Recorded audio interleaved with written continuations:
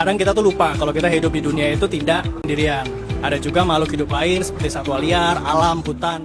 Kira-kira menurut kakak, kita sebagai orang muda tuh punya urgensi nggak sih buat turut andil dalam ngejaga lingkungan?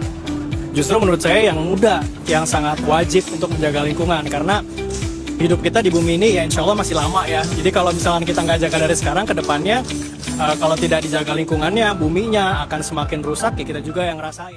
Coba dong kak ceritain sedikit soal pengalaman kakak yang udah fokus di isu lingkungan dan konservasi hewan ya. Jadi makin banyak manusia di dunia ini, kadang kita tuh lupa kalau kita hidup di dunia itu tidak sendirian.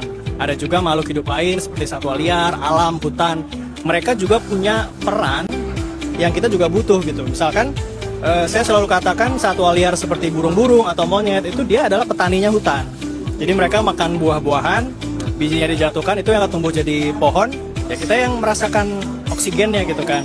Tapi kita lupa, jadi ada aja manusia yang mungkin merusak hutan atau misalkan memburu satwa. Nah itu yang kita coba kurangi dan kita usahakan supaya satwa-satwa hutan alam ini tetap lestari dan tidak punah gitu.